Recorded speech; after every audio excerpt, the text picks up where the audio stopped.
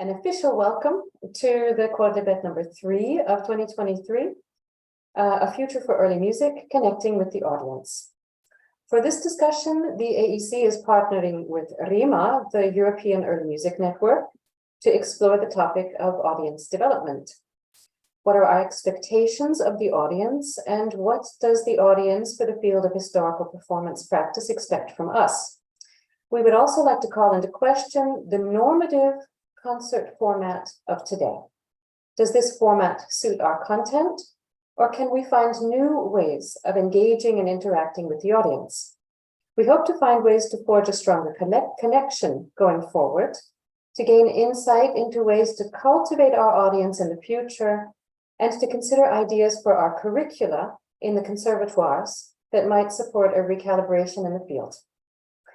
I would now like to introduce our guests. Judith Paquier is a cornetto player with a specialty in music of the early 17th century, among others. And among her studies, she especially profited from the teaching of William d'Anglois and Jean-Pierre Cognac in Lyon. She's active in the concert scene with such ensembles as the Capella Mediterranea, Douce Mémoire, and Into the Winds, where she served as the producer of the recording Le Parfait Dansé. Her main work is as artistic director of Les Traversées Baroques, which she leads with musical director Etienne Meyer. And Albert Edelman, sitting next to me, cannot be explained by a short biography either, but I will try. Until this month, he served as artistic coordinator for early music at the Concertgebouw in Bruges, and in March, he took on the role of artistic director of the Baroque Orchestra based in Ghent. Previously, he'd been associated with the Utrecht Early Music Festival, and he's also worked as a singer and translator. 2019 through 22, he was the president of REMA, and in the aftermath, he remained on the board of directors. With all of this background and his many perspectives, I thought him an ideal guest for our discussion today, along with Judith, with her very specific approach to concert programming. The forum is taking place for the two of us in Pavia, at the site of REMA's General Assembly. It also serves as a kickoff for the in-depth discussion of this topic of audience development in REMA's Early Music Summit at the end of November, beginning of December 2023. Just a couple of ground rules for the discussion, although we don't really need any if we remain this intimate in our setting. Please write in the chat to say hello and who you are and where you're from. I'd also like to invite you to signal in the chat or by waving if you have any questions or comments. Please don't be shy. My colleagues in the task force, Isaac Alonso, Claire Michon, and Anton Steck, as well as our fabulous support, Sara Primitiva, will help me organize the discussion and serve the chat. But first, I'd like to kick things off today with some opening comments on the side of our guests. So I'd like to ask you, Albert, for some ideas to start us off. Very good. The sun hits my face ferociously. Hello, everybody, and thank you to Kelly for inviting me for this discussion. We happen to be in Pavia for a conference of the Early Music Network REMA, but I'm here indeed representing Baroque Orchestra based in Ghent, an ensemble that strives to bring a certain energy and openness and a curiosity in whatever project we play, from something very small like Monteverdi's Madrigals to next year's Bizet's original version of Carmen, conducted with René Jacobs. I'm also here as the former programmer for the Concertgebouw in Bruges, and here as a former chair and still a member of the REMA, the Early Music Network, which just today voted to open itself up to all types of professional organizations in the early music sector from almost 24 countries across Europe and North America. REMA, as you may know, in 2020, celebrated its 20th anniversary with the very first European Early Music Summit, fully conducted online, which was a nice surprise, seeing the breadth and diversity of participants from hundreds of artists, programmers, researchers, instrument builders, media makers, students, and teachers, all coming together to look at, again, the entire early music ecosystem. And this year, REMA will hold its first live summit in Brussels and Bruges, and I'm sure that Kelly will stalk you diligently until you all attend, even if it's just a few of you now. But for the posterity on YouTube, be there beginning of December in Brussels and Bruges. Talking with colleagues within REMA, one of the first things that strike you is the massively diverse conditions in which we all work. We operate in all corners of the continent, while we may share the same geographical and historical space, and in certain ways a cultural space as well. When it comes to musical traditions and traditions of presenting music, Europe is a fascinating and sometimes frustratingly complex patchwork. Some of us face daily struggles, not just for money, as this is hardly a regional problem for sure, but also for recognition. Depending on their circumstances, we may constantly have to explain the value of presenting this music on stage in a culturally informed manner, or even just explain that no, a piano will not do for a famous young harpsichord player. They really need an appropriate instrument, so could you please get the funds to rent one? The audience is there, small as it might be to begin with. But still, those of us who have been operating in the field of early music for several decades, the older generation, if you will, may think back fondly to a time when such zealous drive, such a sense of mission was a common trait among Western European performers and programmers alike. As early music emancipated from the fringes of the musical life to its current place, center stage, did we lose that fire? And do we need that fire? Let's compare that with the situation in Belgium. Here, there, very much not here. There, the audience for classical music is so large and layered compared to many markets, and listeners typically carry so much musical baggage that we almost take for granted how much risk we can take in our programs, or I should say it could take, because programmers also in Belgium are hedging their bets to a really scary degree at this point. A full day of Gregorian chant, not a problem. The modern world premiere of an obscure Neapolitan oratorio, absolutely. Boundary-crushing combinations of music and contemporary dance, yes, please. We are quite spoiled, in other words, and this has infected some programmers with what the agent Alice Moons calls premieritis during the early music summit, an insatiable and, in my eyes, unhealthy need to always present something new, something fresh, something tailor-made, in other words, something exclusive. I am now 44 years old, and I was lucky, I guess, to witness the very end of an era when exclusive performances were the obvious standard. I'll take the example of the Utrecht Early Music Festival, where I basically started out, founded in the Netherlands in 1982, which would be both the ideal time and place for it to develop into one of the world's largest festivals for early music. It was certainly not the first, as the tradition of presenting the repertoires of the Middle Ages, Renaissance, and Baroque played with history goes back to the beginning of the 20th century and even earlier, but it is undeniable that Utrecht, under the direction of the unstoppable Jan Nuchelmans, became the ultimate meeting place for performers, researchers, writers, and listeners alike, an immovable date on the year's musical calendar. Nuchelmans' visionary thematic programming invited deep research and innovation on stage, right there in front of a dedicated, curious, one might even say rabid audience. And naturally, artists were glad to create programs and bring them to some picturesque Utrecht church in August and almost nowhere else. It was a golden era, for sure. It was almost, if you can think it, you can perform it. And quite likely record it too, because it was also an era when much of the effort was done for love rather than for money. Because artists want to realize their dreams, of course they do, but you have to wonder about the sustainability of such highly valued but underpaid work. And wonder we did. In the past decades, the music industry has evolved and early music changed along, as it inevitably would. To varying degrees, depending on countries, subsidies became available. Early music groups started to settle in places where more traditional formations had been, and the sound, perhaps even more the sound itself than the meticulous work that is needed to make the sound, became commonplace on the world's most prestigious stages. Early music had arrived. This new status came with new problems, perversions actually, of what suddenly turned out to be a system. Once they had found themselves subsidized, tenured, en résidence, or otherwise established, ensembles and musicians would become entrenched, occupying spots where the young musicians they themselves had trained would love to sit. Sure, those younger generations could form their own ensembles and attack the field, and many did, unfortunately, still do, but the danger of an oversaturated market will put tension on everybody. The latent yearning for exclusivity cannot help but make matters worse, because which ensemble can really, sustainably cater to the whims of each and every festival director?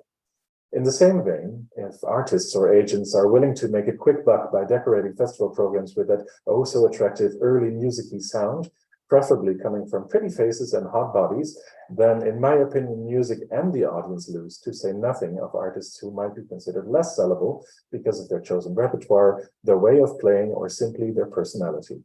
Slick marketing doesn't equal artistic quality, to state the obvious, and it is our responsibility as a sector to know and show the difference. Which brings me to the question of quality. Beyond personal taste, which will always play a crucial role, I am starting to operate with a more nuanced view of the issue, inspired by colleagues in and out of the music sector. One classic measure of quality is technical proficiency, especially in an educational setting. For me, this is just part of performing well. But I'll note here that though through decades of impossibly clean studio recordings and the attention they get from music journalists, we may have taught our audience to listen, expecting a perfection no life experience can ever provide, nor should it. Playing well, which I mean to include true musicianship, is a prerequisite, but playing well isn't necessarily the connecting point with the audience. While their backgrounds differ as much as those of the performers, the people staring at the stage are there for a much wider variety of reasons, many of which may have very little to do with the music performed. For some, going to a concert is a comforting ritual. They may know and cherish the perhaps outdated codes of the concert and are sometimes quick to exclude those who don't. Some will be deeply experienced listeners, having learned how some preparation will enhance their experience, but they are already fluent in our language, while others are not. Some come just for the classics, the canon, which is all well and good because at least they show up, while others have the exact opposite desire, enough with the sleepy Four Seasons already, and some indeed seem to come to take a nap, which I guess is fine as long as they pay their ticket. Now, what are musicians to do to appeal to this full spectrum of listeners? If playing well isn't enough, should they talk? But talk about what? Their instruments, the music, the history, and talk about what level? Is this perhaps pushing things too far, making artists into a product? Much is also being made of new concert formats away from the frontal presentation, which to me personally absolutely remains valid, especially if you have the luxury of sitting back, letting your mind work on the music and not have to do anything else the time of a concert. The places where we play matter, the 19th century concert hall being just one and perhaps the least activating option. Get performers and audiences closer together, bridge the stage auditorium divide. Who is actually out there? And if we have found somebody, what do the performers actually expect of their audience? Something we can consider in our discussion later. Thank you very much. Thanks so much, Albert. You have hit upon many of our most important questions already. And before we jump in, I would love to hear what Judith has to say about a similar topic.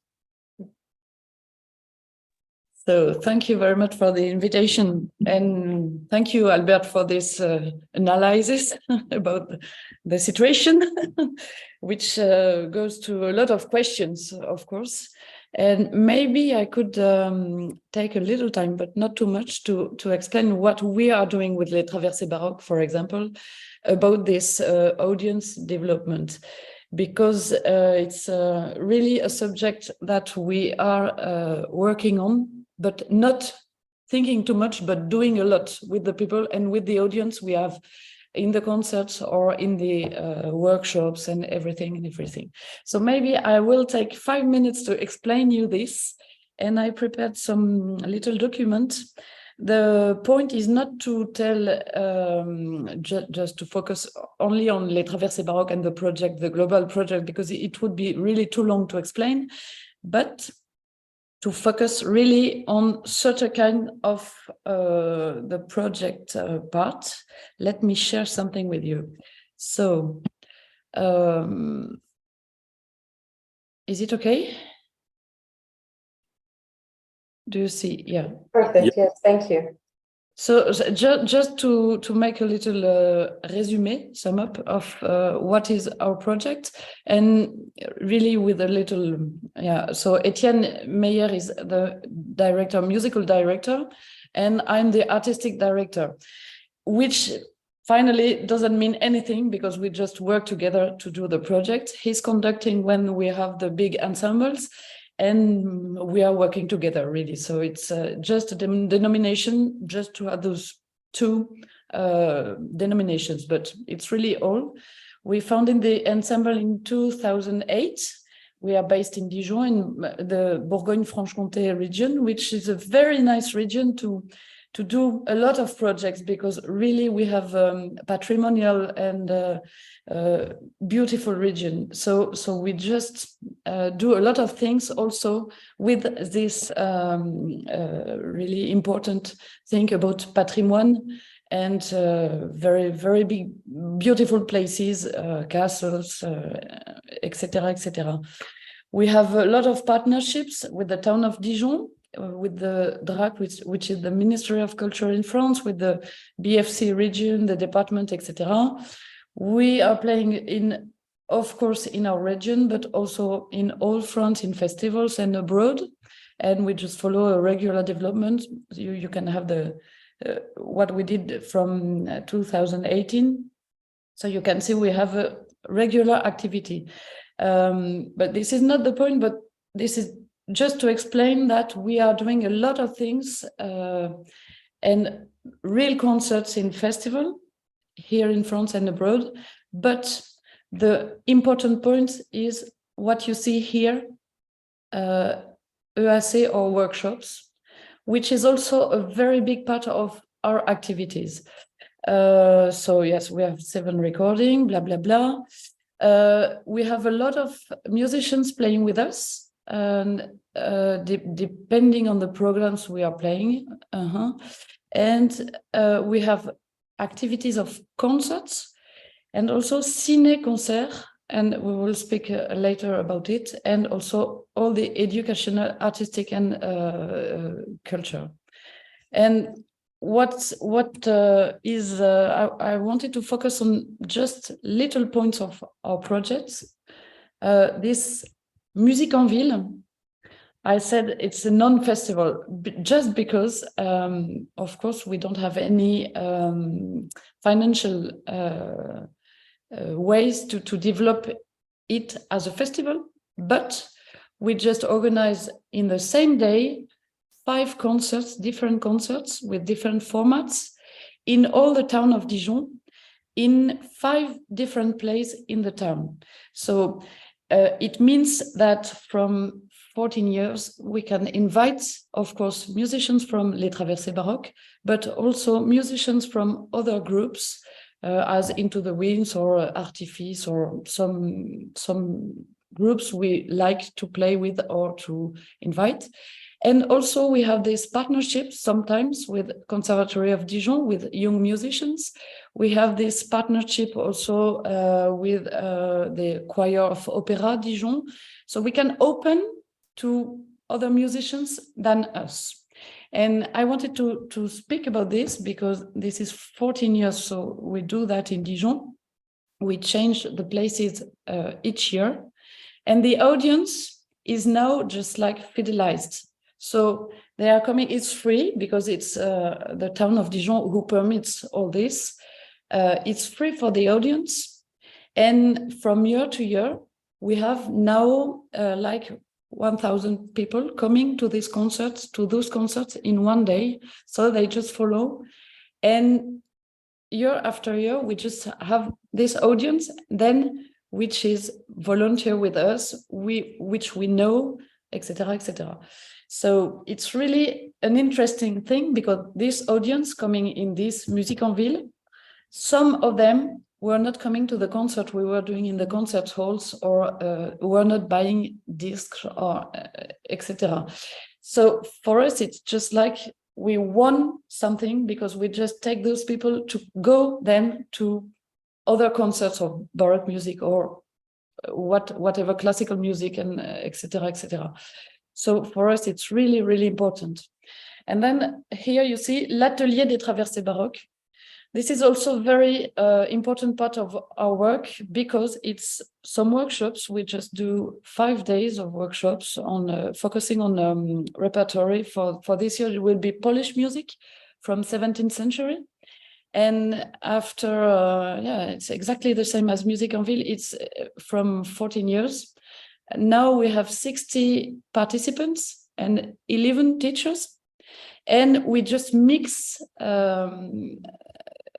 all kind of ages. So we have maybe some young girls who are 12 this year, and also, of course, some amateur singers which are coming to do all together this music. So it's a question also of mixing this audience with the generations and putting all together to make music together. And then I wanted to focus on this because also the persons who come and play this music for this workshop with us is also the people who's coming to our concerts and following us in France or abroad if they want to come to the concerts. So for me, it's also important. We have also in Dijon and in BFC region some actions in the museums. For example, we have a very nice project in the Musée des Beaux-Arts here in Dijon, which is the Palace of Dukes of Burgundy, which is very beautiful, and we have the luxury to have access to this, to put some musicians and to organize some little concerts. And this is also specific projects, and you have to know when we open the reservations to this kind of projects, after maybe 2 hours online on the website of the museum, it's just full. It's finished. You can't have a place to go there. So it's really also important because you just meet people and then you put the music just in front of them with the paintings, and it's really interesting because you have this direct contact with the audience coming and listening to you, but not in a way that they are on the scene. We are on the stage and they are in the audience. We are just in the same room. So this is really important. And also we just do a lot in schools, from kindergarten to high school, adapting with all the different levels. And this is occupying a lot of time for us. For example, this year we are just doing some project with Georges Méliès movies, connected to a cine concert and connected to early music instruments and connected with a lot of artistic content. And we had 80 hours for 3 classes to make a very, very beautiful project. And each year we do this kind of project, EAC and Starter, in the different schools here in the region or abroad, this region of Burgundy. And the last thing was I wanted to focus on, we are also going to this high school Sciences Politiques in Dijon because the director asked us to give this artistic opening, but it's also a way to promote our cultural works and jobs. And sometimes those guys will be the people working for us, the artists in the offices. So it's really important. And also, and this is a way to make them coming to the concerts we organize also. So it's really, really important for us. And so I just listed, it's just a little list, what it permits for us. So create links and regular contacts between the musicians and the audience, and direct links. As I was saying, when we are in the museums and playing just as we are speaking in real life, it's really connecting much more than when we are on the stage. And it's really, really important because then you just see the people in the street, you can speak with them and say, okay, you know, we have a concert, etc., etc. So this, for me, the links, the human links we are doing as artists, but directly with the audience is really, really important. So connecting together different generations of people, I really believe in this because it's really, really important in those times now. So, and I can really see, for example, when we do the workshops, what he does to young people, but also to the other. So developing our public by the proximity and availability. And I can feel really the musicians going to speak with the audience is really a good thing. For example, in Musique en Ville, we have also It's called rencontre gourmande. So I don't say that in English. In English, meeting with eating something, and this is a really important moment because you have the audience and the artists meeting and speaking together, just eating something. And this is a very important moment, for example, for the audience. So when the public discovers with this kind of projects, which are not in the official concert, they may discover that this Baroque music is for them. And this is really a thing we just listen a lot, speaking with this audience. And then, of course, with the regular contacts, you just make links. So they come, they are volunteers, supporters, helping for organization, giving money when we need for some project specific, etc., etc. And just to show you, I just finished then. For example, so you can see here into the winds, maybe you will recognize them. So this kind of projects, this is Musico-Musée. So I said the museum is beautiful in Dijon, so if you want to visit, it's really important. It permits really to have the audience of the museum, they just book, and to put some musician and to make a space also for for musicians to play and to be paid for the concerts, of course, and also to mix with young musicians and professional musicians sometimes. So it's another way to do sometimes. So Musique en Ville, our non-festival, is exactly the same. It permits to make play some young musicians, for example, or this is Alice Julien Laferrière with the Artifice Ensemble. Here, Les Traversées Baroques with the choir of La Maîtrise de Dijon. And I said, okay, La Rencontre Gourmande, the famous. And just for the little story, this guy here is a volunteer, and he just organizes this just for us because he was in our concerts. So, and then, of course, the projects we do with the child or adolescent. So, which means really very constructed projects. So I think I finished because really I could speak a lot of this and with a lot of examples because it's just to focus on a little part of the project.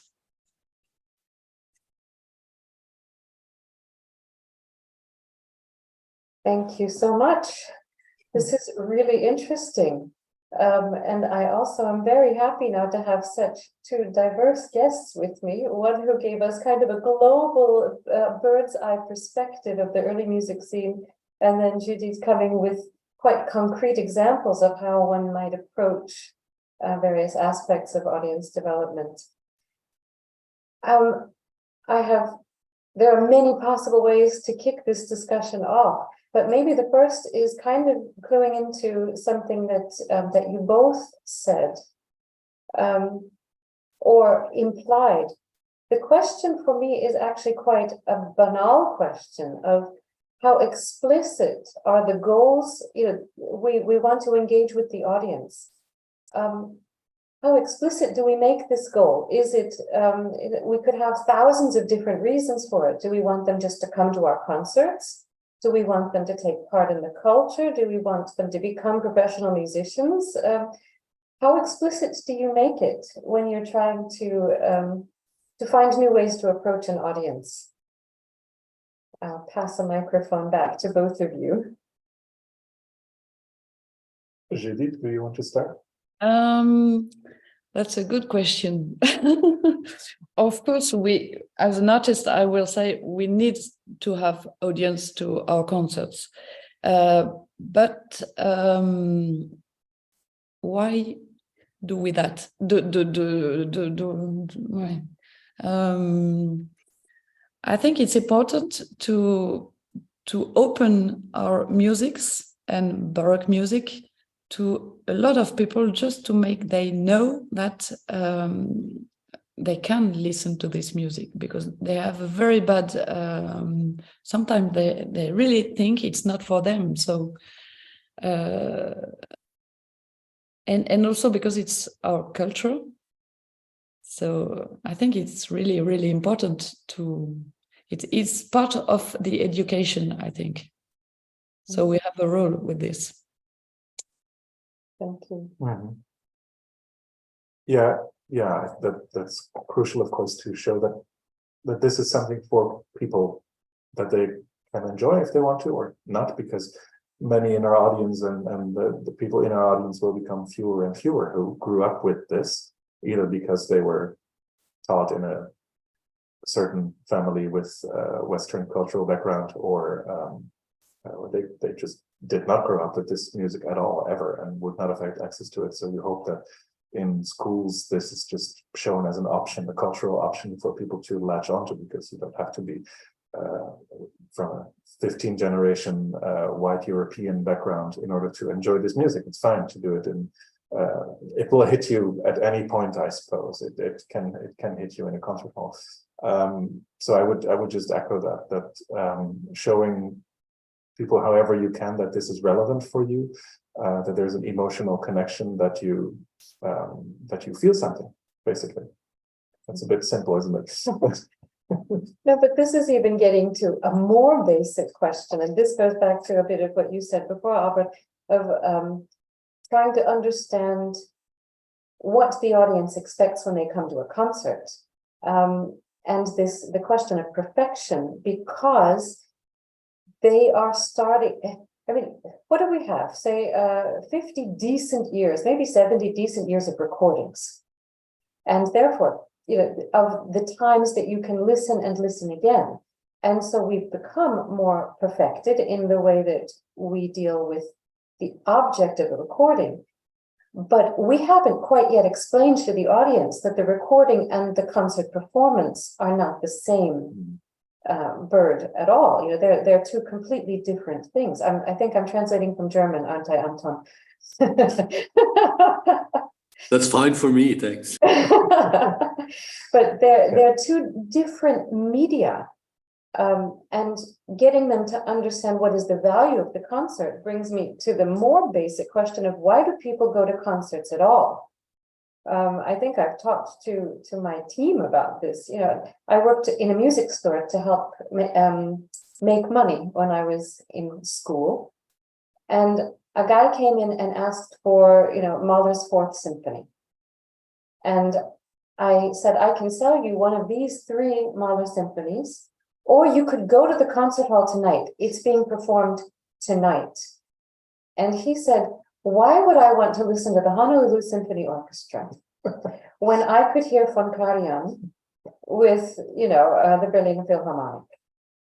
And I've got that many times. And at the time I was 19, 20 years old, and I didn't know how to answer it.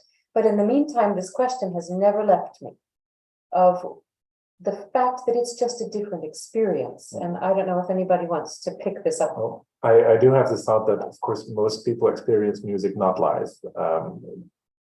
I cannot put a percentage on it, but I would be surprised if even 1% of music is consumed live from what people get.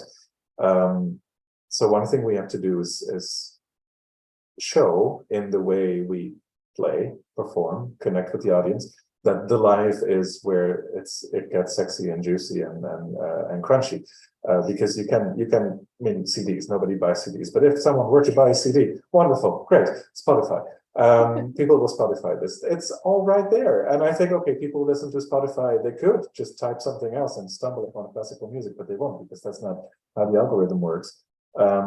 This is a non-algorithmic thing. The live performance is not random. It's a very deliberate choice you have to do. So we have to somehow convince people that they want this. They go to a football match, which is quite expensive, I've been told, not that I know. They go to Beyonce, who is touring Europe now, which is hideously expensive. Going to tonight's concert is probably 15 euros, if that, and it's highly entertaining. But you have to come over that threshold, and I think there's a huge responsibility in training. To some people are born out of their shell, and it's a bit much. Some people are absolutely not born out of it. They have to be taught to come out of their shell and to develop a way to show that, yeah, okay, you can play well, record it's fine, but can you also communicate? And that's where the live thing is. That's the non-CD. You have to train that, and that's where training happens. So. And maybe to tell you what I was saying about the contact with people, the direct contact, and when we just play in those places, we are not stages and far away from the audience, so we create this emotion, this direct emotion, because we are just playing near them, and sometimes they are just taking so much emotion that then they say, oh yeah, sure, I have to go to concerts then.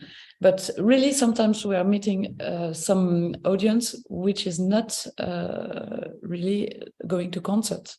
Mm-hmm. And when we win to bring them to a concert hall, it's really very nice. And when someone comes to me and says, oh, I didn't know that I was liking this music so much, so I want something. So, and for me, it's really important because it happens all the time. And for example, in the schools with the little audience, it's really fantastic the returns you have and this kind of feeling that, yeah, you did something really right, because then they will go to the concert. So for me, it's really important at this point. They learn that the concert space is a space where they are welcome to be themselves, basically, which for me is important. We've had in the Concerto Bayern Bruges, and I've seen it in Beaux-Arts as well, 800 kids, most of them from, let's say, difficult neighborhoods, but they're all prepared in school, so it's extremely democratic. 95% will go away having had a time, 5% will have been switched on, and those 5% is where we can find hope, I think. I'm sorry, Anton, I talked over you. No, that's fine. That's fine. Thanks, Albert. And thanks, Judith, for your wonderful, both of your presentations. That was really very nice. And I totally agree on what you're saying. Absolutely. There are some sides to it, which, I was in a concert. Normally, I don't go to modern instrument concerts because, I don't know. But there's a friend of mine, he played 6 Paganini concertos. I said, okay, I'll come, and he was in Cologne in the Westdeutsche Rundfunk, and he started, and somebody in the row in front of me said, "Oh, this is very soft. This violin is very soft," and he plays a Strad. I mean, of course, it was not as loud as it's on the CD where the orchestra is in the back. Artificially put back into so this is kind of thing which we suffer, and I played for a few weeks ago in Brühl in this Balthasar Neumann castle in next to Cologne, and we played Beethoven quartet and string quartet, and some of the audience says, yeah, it was very soft. Yeah. Of course, I mean, 85% of the dynamics in Beethoven's are piano, in the Beethoven string quartets, at least in the early string quartets. So we have to compete with this nonsense recordings. I mean, it's not nonsense recordings, but the industry who just denies all the levels, and also in the radio. We all know that in the radio, for the cars, if you drive in a car, they sort of adjust all the levels, so they deny the dynamics, so they flatten it out, and in the concert we have the problem that we play live, and we're trained to do the different colors and the different dynamics which are written in. And another thing I wanted to say is also what I find so funny with the CDs. I mean, I made 60 CDs, so it's the same. I'm the same as everybody. But the thing is, sometimes also the sound engineers, they put in they take the takes which are not the most risky ones. Because there is a hair, the E string squeaks. Well, it's just squeaks sometimes. Well, that's what happens when you play. And so I mean, the worst thing was in one of my first solo recordings in the Schubert, Integral Schubert, violin and piano things. It was just he just took all the things, the takes which were not the risky ones, or not the ones which I would love to have, and you know, you can I mean, you can change a little bit, but you can't change the whole CD. Otherwise, it's so. And on the other hand, in the concerts, I try to play as live as possible and as risky as possible. If I can't play risky on a CD, which would be much more easy because you can cut it if you can cut things away. But there we have a security version, and in the concerts, well, we risk it. And then the audience comes and says, well, I just listened to Spotify, but this guy plays it much nicer. Yeah, maybe, but you know, and this is this drama, this dilemma we're in, caused by the overflow of CD recordings, and especially now in Corona time. I think now we really made 100 million more CDs in the last 3 years, and I don't know, and this has such a great influence on our performance traditions also, and the way we perform. And I don't know a solution, but maybe we'll find something. And the most important to make the last point is just what you said. We have to connect, and what we are talking about at the moment, we have to connect in a different way. The 19th century or the Karajan way, pay $500, have a bow tie and sit there and shut up and drink your champagne in the break and come back after the break. This kind of system we have to get rid of, at least in our circles, I think. But for the discs, I can give you an example, because of course we made 7 discs and we are doing the 8 discs next October. So of course we are following to make discs, but who is just buying our discs, and how do we just sell our discs is also a question connected to the audience. And what I see, because I have one here, for example, because yesterday I was in a conference, I was speaking about cornetto, and maybe I spoke well and the people was really happy, so they bought me 10 discs. And I know that, of course, the label has not sold 10 discs this month for me. So we know, we all know now how we can sell discs, and also connecting with the audience and playing very well live and giving them emotions. And then they buy discs, and sometimes they are happy and sometimes not. So maybe, if you don't mind, I would be very interested in picking up on this point, because you've said emotions now twice. And this is something that has been going around in my mind for many years. I don't know if anybody knows Christopher Page. He's a medieval musician and musicologist and linguist. And he made a paper maybe 30 years ago about the concept of the CD as a soundscape that was completely divorced from the soundscape that you would present in concert. And it was a safe space. You have to iron out the interpretation, because the thing that Anton does that maybe has a squeaky G out of the emotion of the moment that is so fantastic in the concert grates on your nerves if you hear the same thing 30 times in the same emotion. So he said, actually, the flattening out of the medium is the role of the CD, and the emotion and making the moments of these special, unique moments in the concert setting is a completely different way of performing, singing, and playing.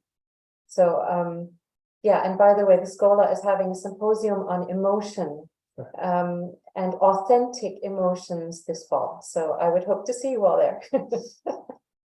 Albert had something to say, Claire and Anton. But maybe Claire, if it's still on this topic, I would pivot to another point Anton just made. Yes, I'm on that topic. First of all, I apologize for me being so late. I was in a jury. Yes, I'd like to come back to your question, Kelly, about why do people come to concerts? Exactly for that, to share emotions, not only to share emotions with the musicians, but to share emotions with their fellow audience. Exactly like as when they go to football. It's to be together. I heard last week, because it's the Festival de Cannes at this moment, and I heard people talking about movie. What's the difference between going to see a movie in a movie theater or on Netflix? And it's being together at the same time and sharing emotions. So I think that's the crucial point of our role. And I think when I came in when Judith was talking, but going to audiences that are not that never experienced that before, because if you first once experience this emotion with other people in the audience, then you come back. Then you need to come back, and you feel the difference between the live moment and the voorraaddoos in Dutch, the boîte de conserve of the CD. Make it more complicated. Okay, that was it. We all just for Dutch, now.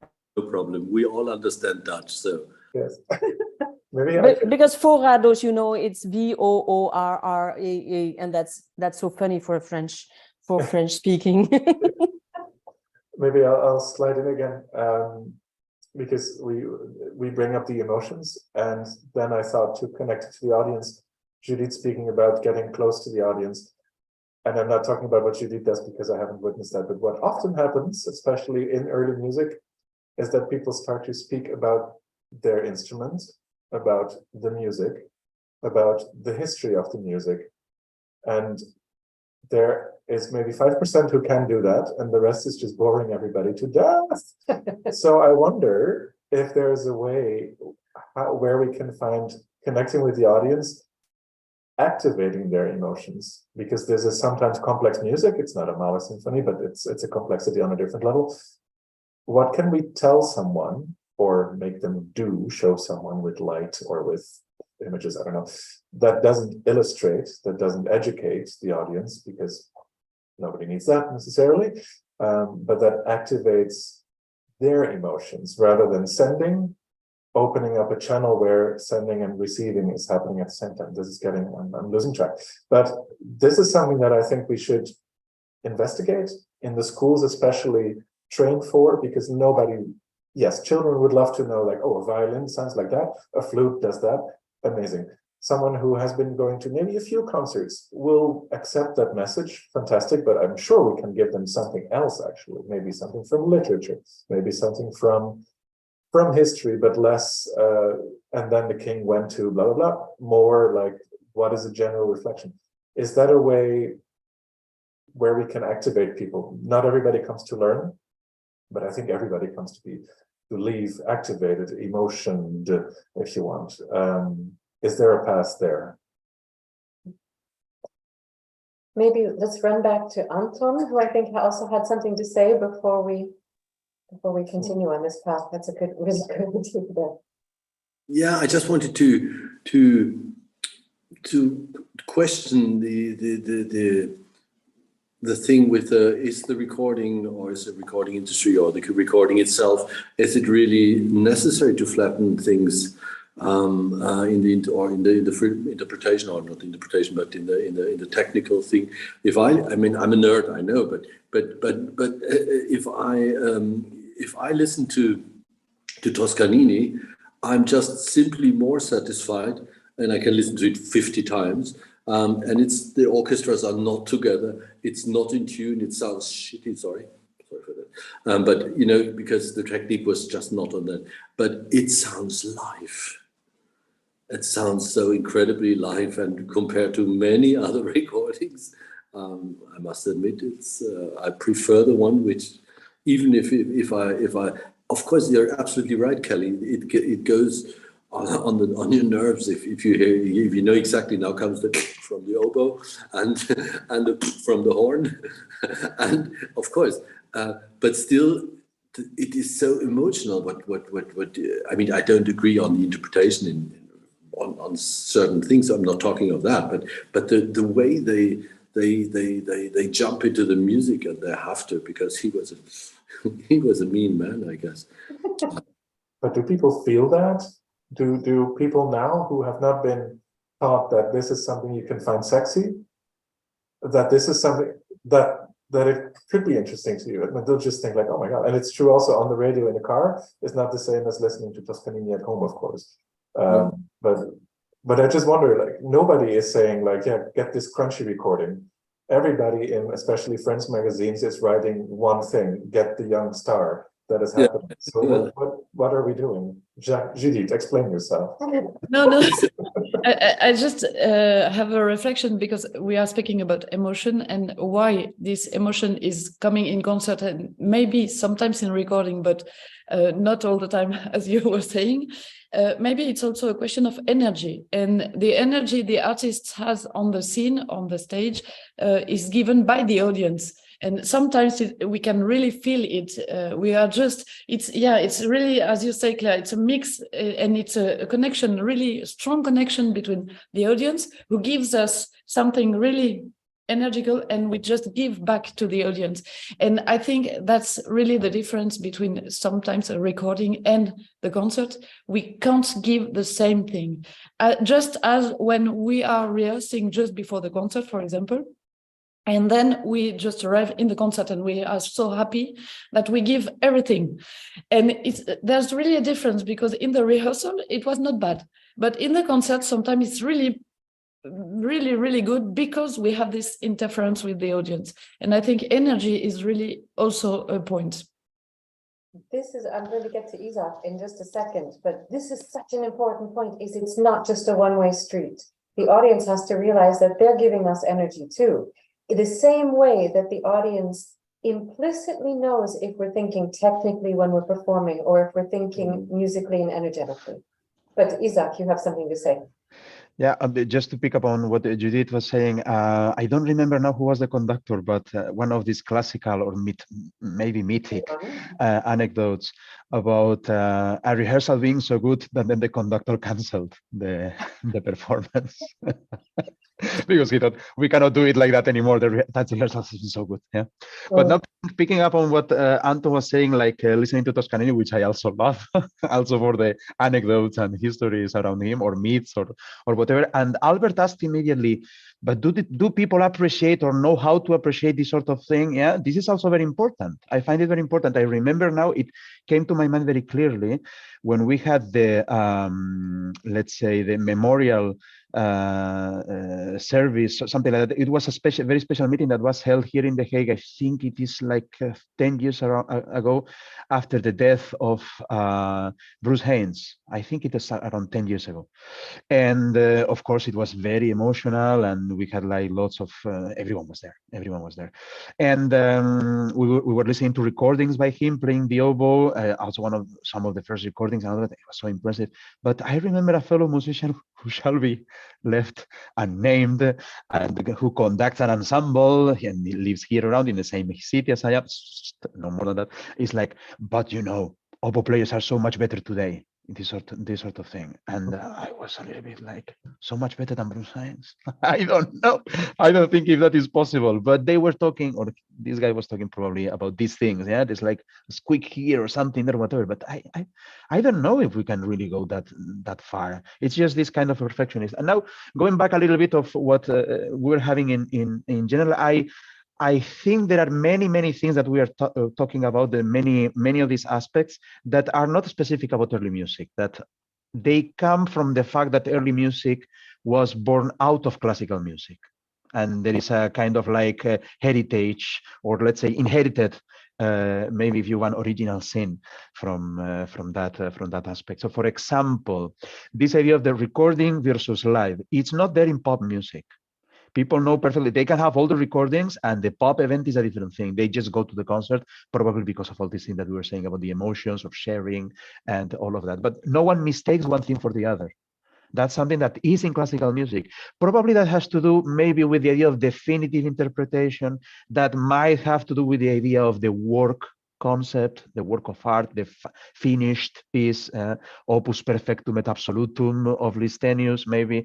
Then there is this other thing that also is connected to that. I mean, the social class part that also Anton was mentioning. It's in early music, because also early music was something out of classical music, even if there was a little bit of countercultural element for a while. That countercultural element, hippie, if you want to say, in any case, it might be, you know, the kids of a specific class also, even if they were a little bit rebels, but it's kind of like still very related to that. I don't know if you think all this work on building audience is something that is shared with classical music, at least right now, also recordings, the problem of selling recordings or not, and all of that. But just a question to leave there, maybe not for now, for later. Is there something specific about early music in the way we think about what is concert format, or the format of all these sort of things?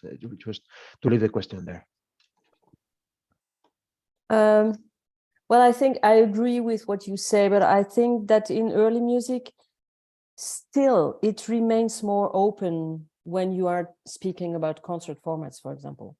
But I'd like to, well, we can discuss that more in depth, but I'd like to connect two thoughts.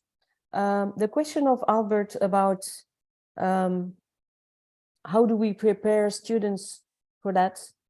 And the question of energy Judith told about. In our school, the first year students, and it's all aesthetics, all genre together, prepare a concert, no, not a concert, a show for children. And it's a moment, it's very important. Well, first year students, the good years, that's 30 students together, all together. But you have pianist, saxophone, early music, whatever, and they create a show for children. They go to the schools to prepare children, and then the children come and they participate. So they have to, not to learn the children about the music they will, but they prepare them to be active during the show. Well, to listen, part of the show, and to be active at some point. And so the energy is really different than in a normal concert, let's say. And for us, it's very important that this takes place in the very first year they come into the school. So it's one fundamental element. You will be an artist, you will be on stage, you will be a teacher. Well, first go to the audience and to the most exigent, what is exigent? Demanding audience. Because if the energy is bad, if the music is bad, you lose the children immediately. And you can propose very difficult music. Sometimes they're in contemporary things, very difficult, or medieval or whatever. But that's not a question of how difficult the music is, but how you bring it to this very, very important audience. Well, that's part of the an answer to you, Albert. Can I ask something about that? Yeah. Is that just the pedagogy students, or is it a project? Oh, no. It's in bachelor, performance bachelor first years. Because then in the pedagogy studies, they have to realize a project with a participating audience. So the one step further is that 5 students together, for example, 3 to 5 students, build up a project on different time frame with a participating audience. And that can be children, that can be handicapped, that can be elderly people, that can be, but the people participate. So it's not a concert for them, but with them. And that's in the pedagogical training. We've just started this in a variety of ways. The idea of not just having like an educational workshop moment before a concert, but integrating aspects into programs that the audience can do. Okay, here's a cantus firmus. Let's learn this. And then when this comes back twice in the concert, we'll give you a cue and you're part of the performance now. And we've done this a couple of times with fixed works, but most recently with cultivate. So we have some people in the room who can actually do according to the models, and the members of the audience who they're game, they want to take part, and they will do this. Or this was a fairly recent innovation. Because I think I've said in another setting that we've been doing improvisation concerts with audience participation for a while already, where they supply the character, the key. Okay, we want you to do a sweep now. We want you to do it jealously. You know, that's the mood. And then the performers have to find a way to do it. This is actually extremely enticing, and we could have failed miserably with an improvisation concert in public, not at the school. But we wound up with an audience with standing room only, and it was a standing ovation at the end, because they realized they were witnessing music that was occurring in that moment and that would never actually be performed again, and that they were part of it. But the contrapuntalmente was actually a real novelty to me, was not just watching the music take place, but feeling it. Your body vibrates if you realize I'm in this moment. So enough of my little. We had a funny experience recently with Judith. We had an Italian concert. And there was in the program, there was the Ricerca con obbligo di cantar la quinta voce. And at some point, we decided that the first part was 4-foot, and so that only the women should sing from the students. But one person from the audience had heard the rehearsal, one man, and sang together. And then in the second part, it was all the students were singing, the organ was much more present. And so all the audience sang together, Santa Maria. That was just very spontaneous and very funny, actually, interesting, because we didn't really ask them to do it. It came like that. It happened. It seems to me like I'm sorry, Judith. No, I just wanted to react on this. For example, so I was saying we are doing also ciné-concert, which is so movie and concert all together. And of course, it's not early music. It's music written nowadays by Etienne Meyer, but using the early music instruments and some not early music instruments, of course, and mixing with the sounds. And you have. We have beautiful sounds, and altogether it can be really beautiful. And the music he does is not an easy music to listen sometimes. And we just play that for children of 3 sometimes. And the children are really, really happy with this. And also, the idea is not to let them look at the movie without connecting first with the sound of the instruments. So we just enter in this show by presenting in a déguisé way the instruments and making some pedagogical thing to explain, oh, this is a viola da gamba, she's going to play the melody, but you know, this is also a theorbo, he's going to play the harmony. When they play together, what does it do, etc., etc. So we just bring them to this, to discover and to learn some things about music, and then they come in the show.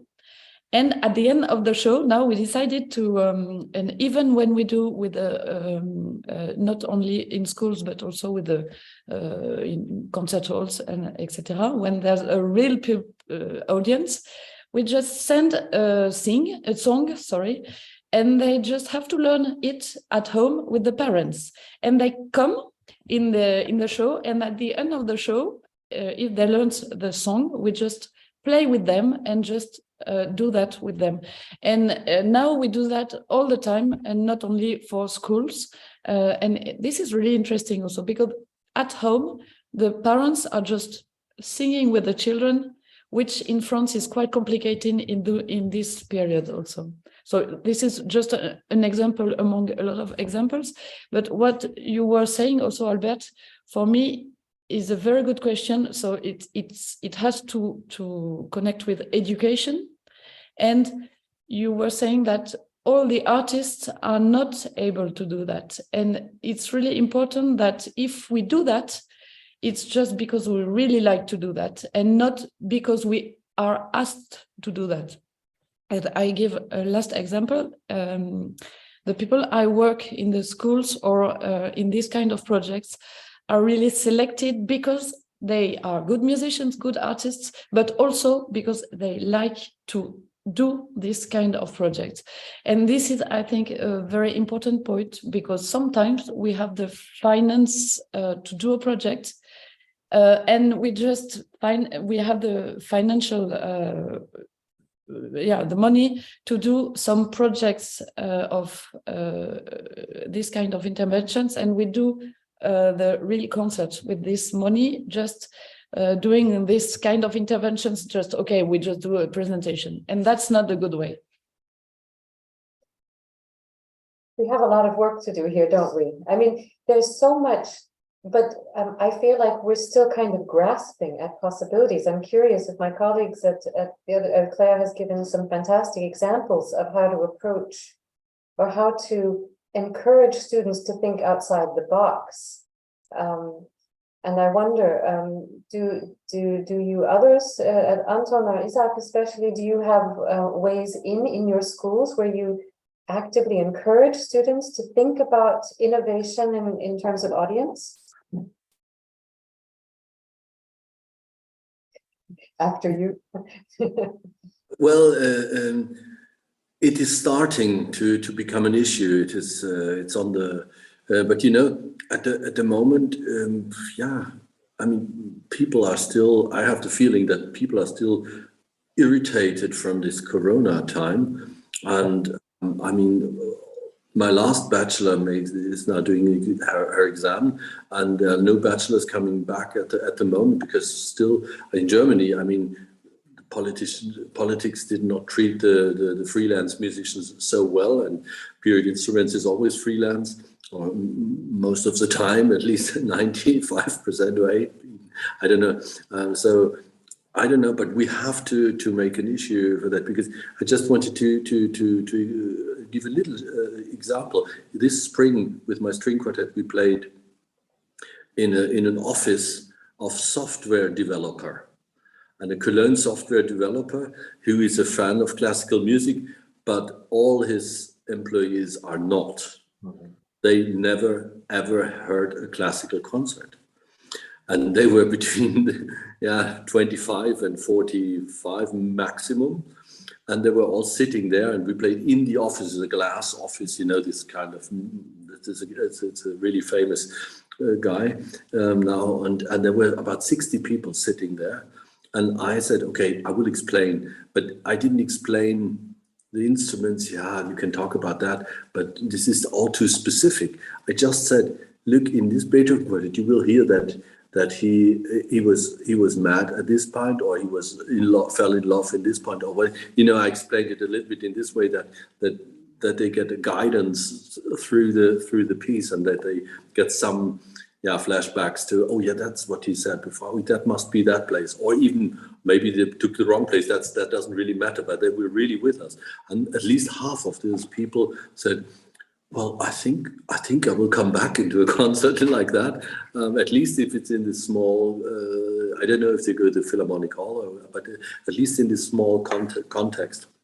And what I want to point out, hours before, let's say, minutes before, one thing, Albert, that would be maybe something for people like you, but also for us, of course. But if we could get the people, or let the people know that Baroque music, and we call it in German the stupid name Alte Musik, which is a terrible name for that, and we all stuck to that that this music is connected to us as our language, as our speaking, as an apple, as anything. And I remember one wonderful concert I made together with, I don't know, Jeremy Schwartz, a recorder player from Berlin. And Jeremy, we had a children's concert, and he made a giant screen, and he said, look, he showed the shoes from Louis XIV. And he showed the hair from Louis XIV, and he showed the banquette from Louis XIV. I said, that's Baroque. And then he showed the hair from Madonna, and the shoes from Madonna, and the banquette from Film Festival in Cannes. And it looked exactly the same. And I said, so are we so different nowadays? Because people claim, this is old crap. We don't need that. We need modern. No, we don't. This is part, what you said at the very beginning, Kelly, I guess. This is part of our identity, or you said it, Judith, I forgot. Sorry. This is part of our identity, and this is part, and we still can love it, and we can enjoy it, and the emotion is the most important thing. Yes.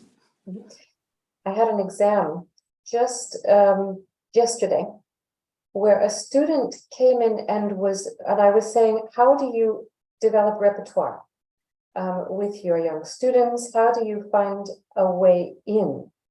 And she said something very interesting. In the colloquium, she was defending how she did the lesson, and she said, well, there's no way to really do this because my students want to listen to pop music, and this isn't pop music.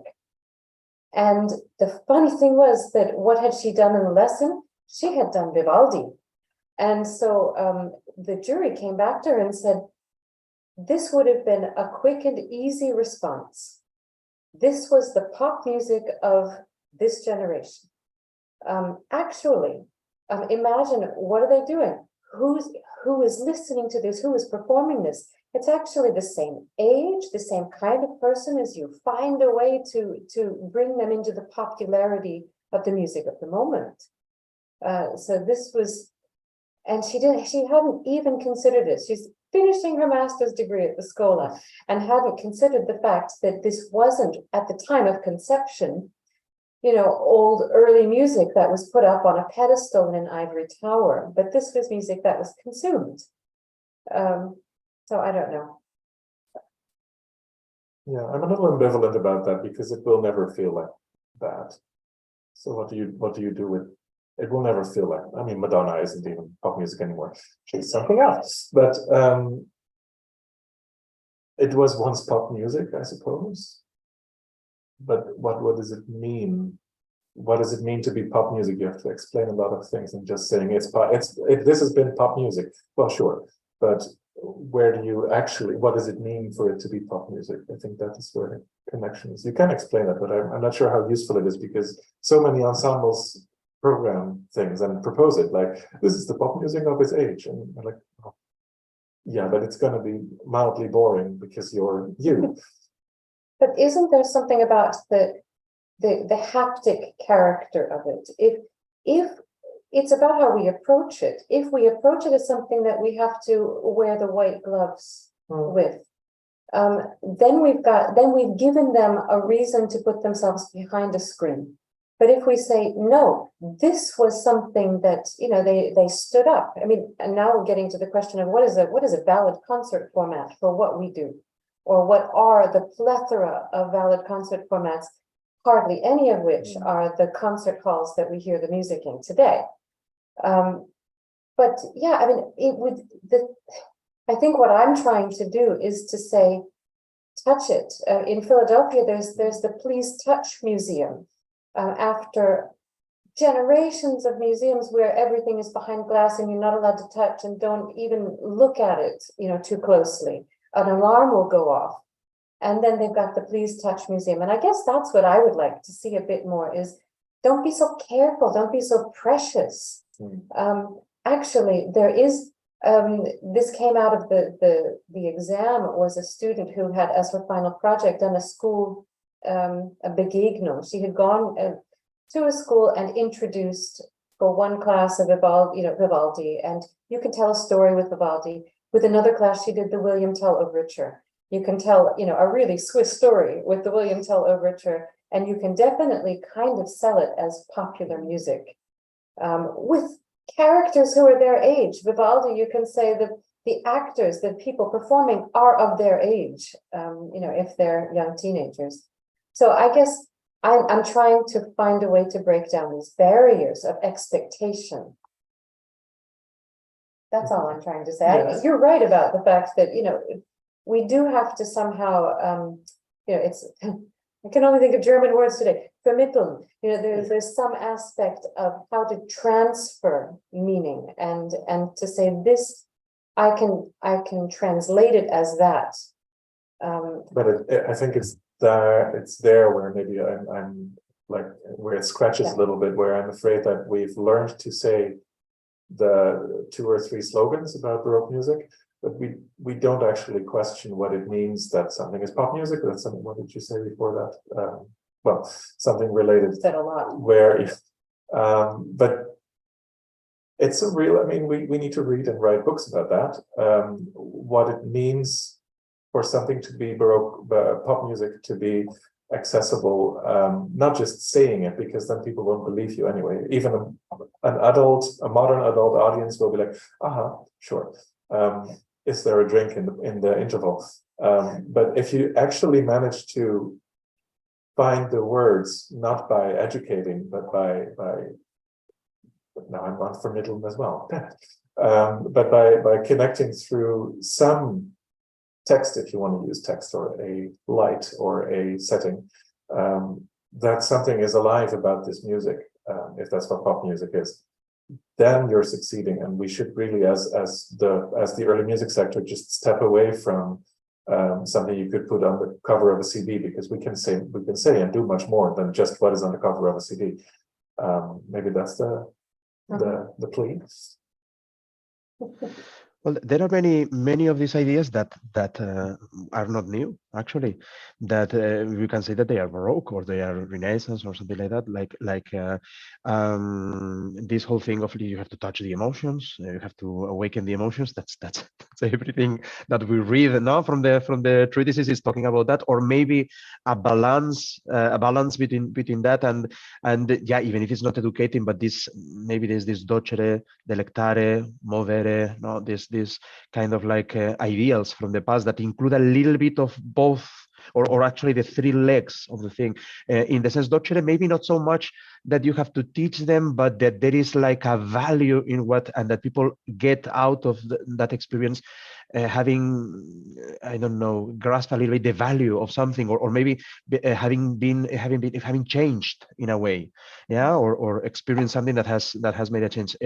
I think that could be a way to make it also part of the educational curriculum, that, you know, these ideas that have been there in early music and in early art in general, nowadays you have to, it's the same ideas, different situation if you want, but same ideals. Yeah, it's maybe the ideals kind of do not really have to change so much. The situation changes a lot, but maybe the ideals don't have to change so much.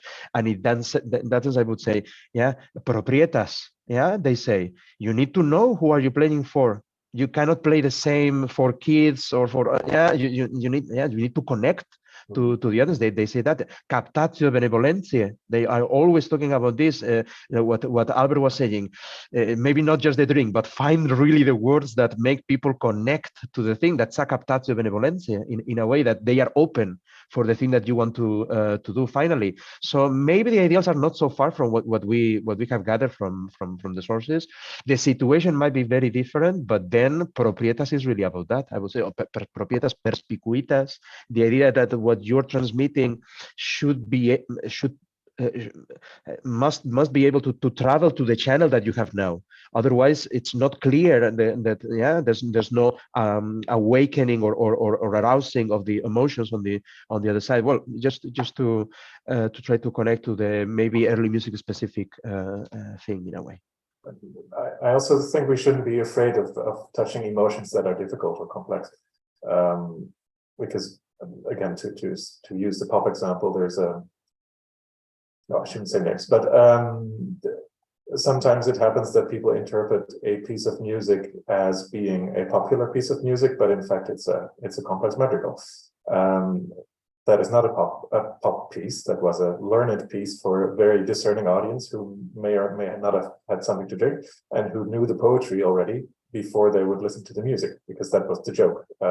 Get the music and recognize the poetry. Cool.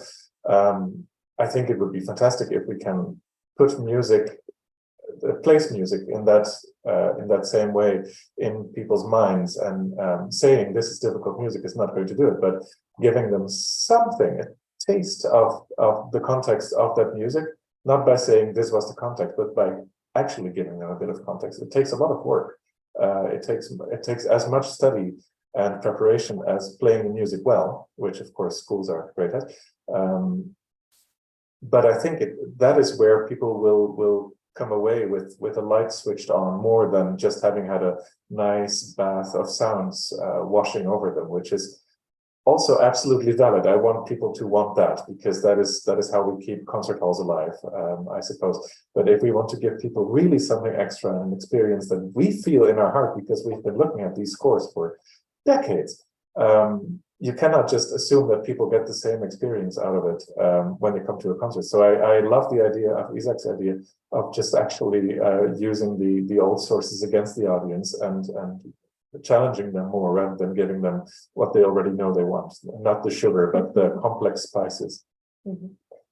But isn't it also, I mean, cueing into what you're both saying is also that music, you know, so much of music is functional, and it has a ritual aspect that goes beyond the actual sound, but it's imbued with a culture that, I mean, in some ways, modern culture has lost a few of those things that were completely self-explanatory before. You know, a connection to the church that's also gone. For me, there's almost a balance between the loss of audience in the concert halls, and also the gradual reduction of active churchgoers. But you don't need to be an active churchgoer. You don't have to share a belief system in order to understand that there can be a deeper function or spirituality or meaning to a piece of music. And I don't yet have a recipe for how we introduce this. And it makes perfect sense to me that I no longer perform on stage, because most of the music that I did as a performer was liturgical Gregorian chant and organa and things that actually really make sense in a certain functional liturgical setting, and that don't make much sense to me on a stage. So when I'm trying to work with students at the Scola, it's how do you make this make sense to an audience? It doesn't have to be a church, but it has to mean something. How do you prepare an audience? How do you open a setting that allows them to see it in this way? So this is, I think we're still grasping at straws a bit here, but I think that it's more important to grasp at these straws than to go on to the Tonhalle in Zurich and try to perform a two-voice organa from a Saint Martial manuscript. You know? Precisely the Tonhalle of all places. Yeah. Well, I've done it, so just to say. Yeah. I've been there performing. I've been there when I was an orchestra musician playing contemporary music in one of those festivals. So it was a completely different life at that moment. But yeah, ritual. It has not disappeared, because you could say there is a ritual in attending one of these pop concerts also, in a way, maybe, yeah, or it has shifted to other places, but ritual is so very important, and so much of this music is actually completely connected to that. I'm starting to think a bit more like in that way also, like, why do I do this mass now in a concert? It doesn't feel like, it feels a bit strange and all of that. But on the other hand, I say this thing sometimes to some of my closer colleagues, is like, at the moment that there is no one going to church anywhere, at that moment, I still think that all the Latin rite has to be performed in the same way that Greek theater, the old Greek theater, started being a religious thing, and even in the moment it had lost all the religious function, at that moment it was still the whole ritual functioning. And maybe most of people attending those ancient Greek plays were already atheists, but it started from something else, yeah, but it was still going. So I'm one of these defenders of the specifically talking about Christianity and about the Catholic rite, defenders of the old rite, even, or maybe together with the fact of being an atheist, maybe it doesn't make a lot of sense, but I don't know, this has to exist, because the rite itself is Gesamtkunstwerk, if we want to use another German word. Again, just to follow the topic. And now just a little story. I mean, this happened last Holy Week. It was not really about involving the audience so much, just a little bit, but just with a little bit, it was such a success. We did a Spanish oratorio around 1700, one of these things that are like, they have so much text. This is the problem with some of these Spanish oratorios and theater pieces, is like there's no single phrase, no single sentence that is repeated. The whole thing keeps going and going and going. Very different to, of course, Italian arias that, you know, amore, traditore, dolore, and then you have aria da capo. It's always with the same rhymes. Now, I'm just kidding, yeah. But in any case, you know, like lots of this high Baroque Spanish text. Then studying the way it was done in the time, of course, it was an oratorio. People were going to a place, they had the text with themselves. They were doing some prayers before the oratorio. In the middle, between one part and the other, there was a sermon, and they were holding candles themselves. So, of course, I cannot do a full sermon and these sort of things and force them to pray. But we had a specific stage, quite small, built around the harpsichord and 5 singers, and we managed to give a candle. It was like LED candle, of course, but it really worked very well because we had actual candles out of the stage, and with these little candles, and everyone had the text, and they were following the text. And many of those people have never done something like that, and it is just the Passion of Christ. But it so happens that in those oratorios is told in such a way that is always around the topic. Is not like the German oratorios that they tell you everything from the text. Yeah, that is one of the things of having the Catholic liturgy, because the Passion has been said in the morning in the church. You don't read the text again as the oratorio. The oratorio is all about the emotions, all the time. And I like to think we did also a good work focusing on that. By the way, just to avoid this thing of the rehearsal, on the rehearsal I say 50% emotion. Just so that we don't do a rehearsal that is so good that then the performance is less than that. Yeah, so let's keep it toned down. And it was such a success. I read a little bit of De Vita Christi, like half a page. between the first part and the second part. I don't know if people knew what I was reading. Maybe they thought I was improvising something, or it was something that I wrote. Yeah,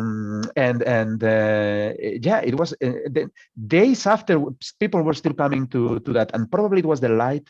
Maybe it was the fact that it was a little bit cold, and then they were given blankets. It was in a monastery, and you know, the setting, the place, the day. It's the day of the because it's Thursday, Holy Thursday, and all these sort of things. Then maybe the experience was caused by, you know, I like to think we did a good job, but also musically. But you know, it was caused by the whole mixture of elements. Then 1 week later, still people were calling and saying, talking about the concert. So sometimes it takes very little thing. Sometimes you have to do a huge effort, but the thing would be that we need to be all the time thinking about it, because every time is a different experience. This is such an important point. And what I can see is there are so many different ways to approach it. There's not a recipe for how to find a connection with the audience. And I'm just looking at the clock and realizing that the sun has gone down here in Italy. But for future discussions, we just touched on a few things. We touched on the idea of the canon versus what did you call it? You call it premiere-itis. And the question of repertoire, novelty. This I think in programming is something that we could pick up on in a future discussion. Or in general, just the expectations of audience behavior. What do we expect of them? Not just what do they expect of us? And finally, something that I think that we can just take away with us is the role of the artist. You know, what are we expecting of the artists these days in order to be able to sell themselves commercially? But what I'm really happy about with this discussion, even in a very small round, is that we cut out all of the nonsense and all of the fluff and got straight to the emotion and to the meaning. And I think that this is where I'd like to continue the bulk of our discussion, and where I could see us actually have something really important to contribute to the REMA conference, the summit in the winter. So we have a lot to still discuss, but we also have the end of our meeting for today. Without any further comments, I'd be really happy to continue discussing with you guys, but I'm also happy to close for now and to take away your fantastic comments. So thank you, Albert, for being here. Thank you, Judith, also really valuable, and to the rest of my valuable colleagues.